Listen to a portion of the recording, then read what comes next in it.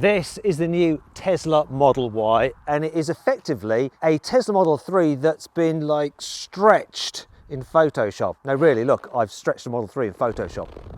Looks the same. Anyway, in this video, I'm going to talk you around the exterior, the interior. I'm going to explain its tech, see how practical it is, and of course, I'm going to take it for a drive. I will even launch it from 0 to 60 miles an hour because I'm Matt Watson, and you're watching CarWow. Buying a new car? Then head to CarWow, and my team will help you find your next car at a fair price. CarWow, your one-stop car buying comparison site. Let's start this video by talking about the design of the Model Y. So, like a Model 3, but taller. Though it does have a hatchback, so it's quite slopey at the rear end. Here at the side, wheel sizes start at 19 inches, rising to 20 for the long range, but they go all the way up to 21 on the performance model. One thing about the performance, it has low suspension, which could be good to fill this kind of gappy wheel arch. Down the side, actually quite like the profile of it. It looks all right, and you got like the classic Tesla poppy out your door handles like that with the black on them and black window surrounds. Down the sides, yeah, just classic Tesla face really, isn't it? It's just a bit bigger, more upright than the Model 3.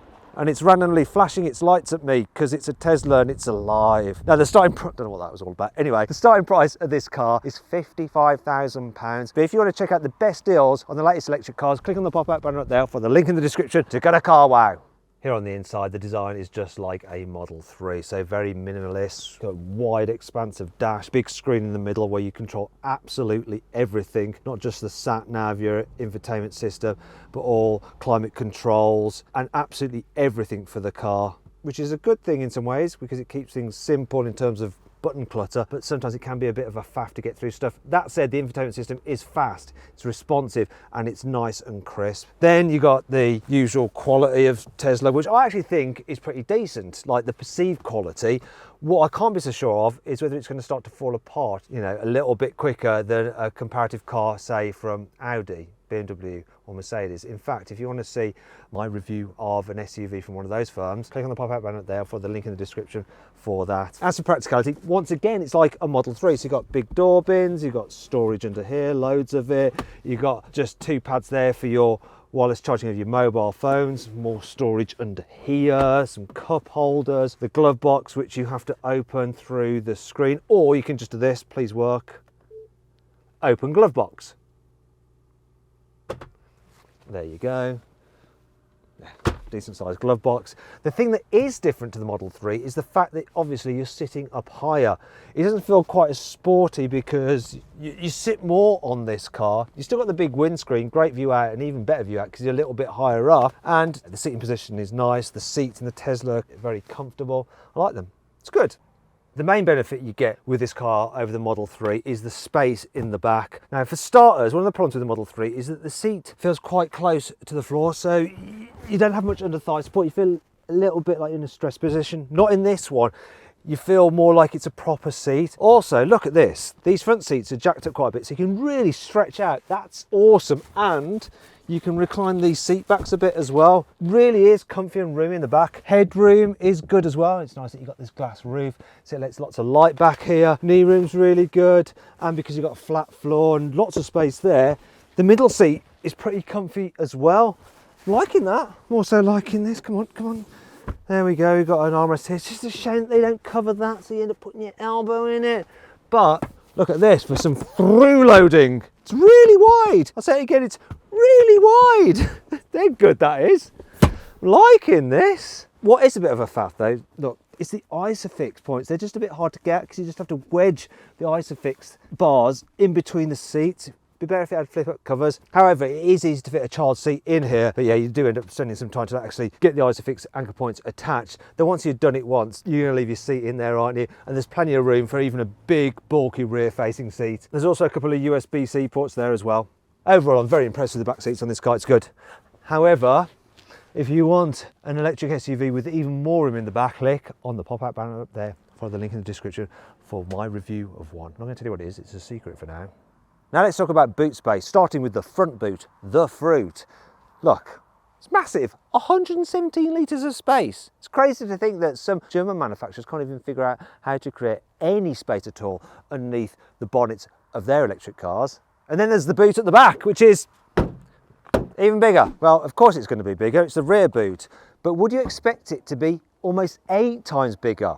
The capacity here, including this underfloor storage, 854 litres, which is insane. And if you need more space, look, obviously you fold down the seats and you can do it electrically by those releases. And look, you have a completely flat floor. Really good. Apart from the fact there's no tie down points at all. And that brings you on to 5 annoying things about the Tesla Model Y. Here we have a man in the boot. Now that's not the bad thing. The bad thing is the fact that you don't get a parcel shelf with this Tesla Model Y. Now the man is there to illustrate that, look, we have an iPhone there.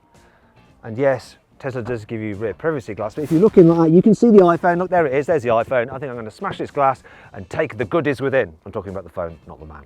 It's a bit of an arse that while you can just activate the windscreen wipers once by doing that, if you want to change the speed of them, you have to actually go onto this screen here. Another thing that's annoying is if you want to suddenly alter the mirrors, you have to go into the car settings and press that button and then use this to alter the mirrors rather than going straight for a little knobby there and doing it quickly. If ever a car needed a heads-up display, it's the Tesla Model Y, because the only place you can see the speed is by taking your eyes off the road and looking on the central infotainment screen. Why don't they make one available for it? It's just stupid. There's only one standard colour with a Tesla Model Y, and that's white. So if you don't like that, you're going to have to pay extra for a different colour. And they're rather expensive. Like this red. May look nice, but it costs £2,100 extra. The reason to get a Model Y over a Model 3 is for the added practicality for families. Now in other parts of the world you can get a 7-seater version of this car, but not in the UK, not for now, and Tesla hasn't even confirmed if we're going to get it. So if you need to carry more than 5 people, you have to sit them in the boot, which isn't ideal in an electric car with instant performance, because you'll accelerate and all of a sudden they'll go whoop. It's not all negative though. Here's 5 good things about this car. One of Tesla's USPs is that you have access to its excellent supercharger network. Another thing is when you program in a destination in the sat-nav, it'll work out your route via various superchargers, so you can always get there with enough charge. One of the good things about Teslas is that they come fully loaded. There are very few options, I think, other than the paint, the wheel sizes, a tow hitch, slightly different interior trim. Oh, and the advanced autopilot and summon feature, which actually the hardware is fit for in the car anyhow, so if you wanted to fit that at a later date, you can just do an over-the-air update. Simple.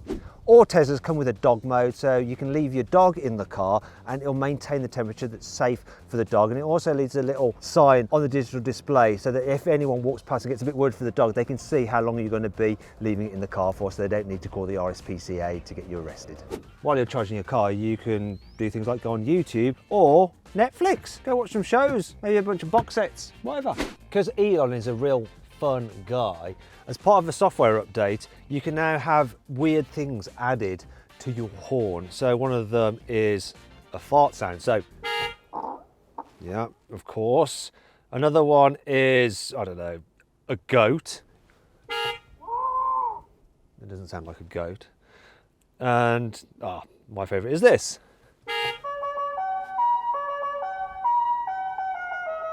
Oh, the lols. But if you want more lols, you can actually add your own via USB. So here's some I've done. Get out of my way, you moron.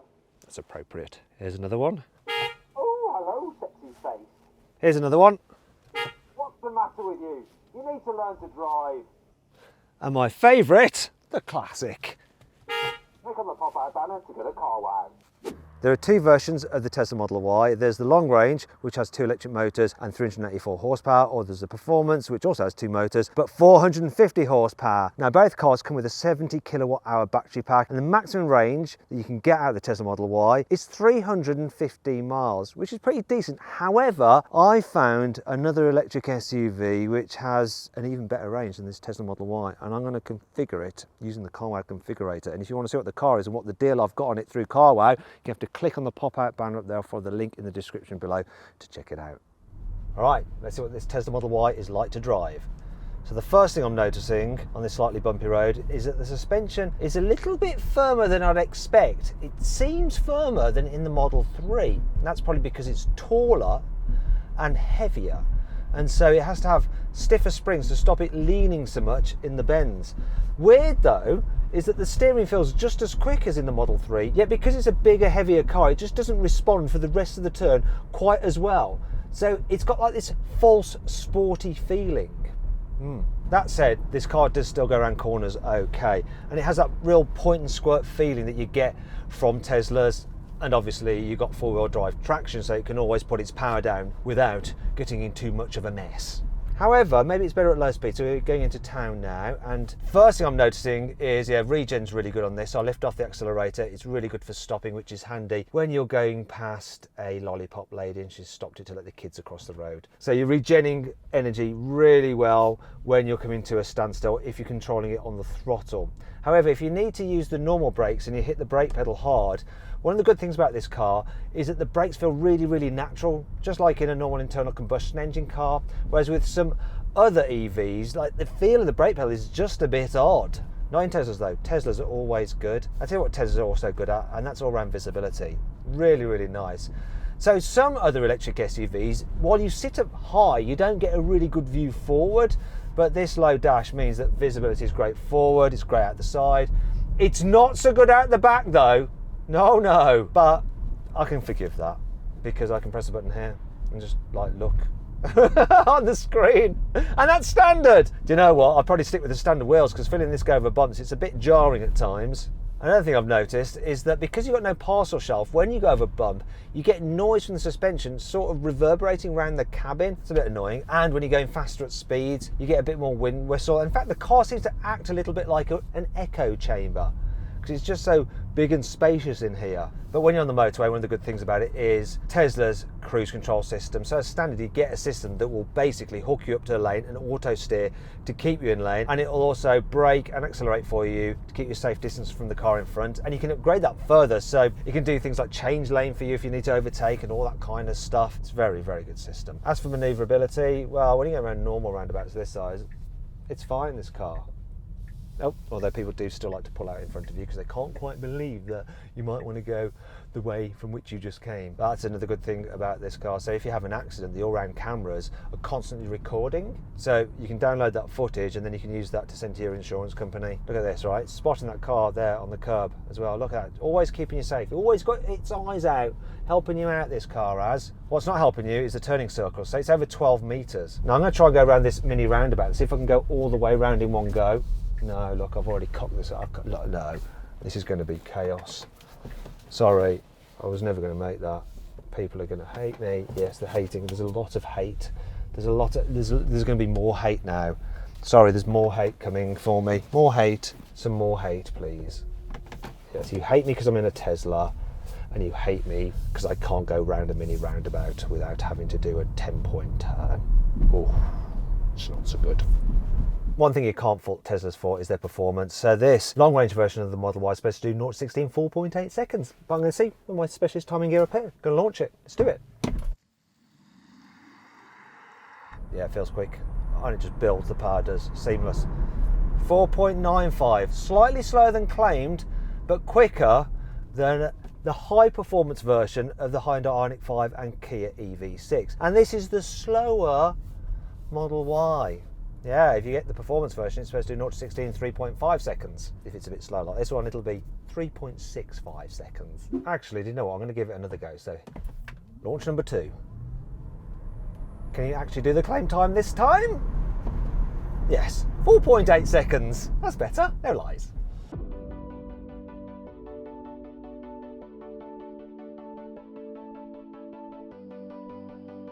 So then, what's my final verdict on the Tesla Model Y? Should you avoid it, consider it, shortlist it, or should you just go right ahead and buy it?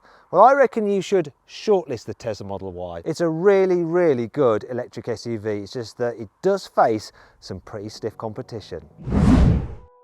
I hope you all enjoyed the video. If you did, give it a like. If you didn't, give it a dislike. Let me know some other reviews you'd like me to do in the comments below.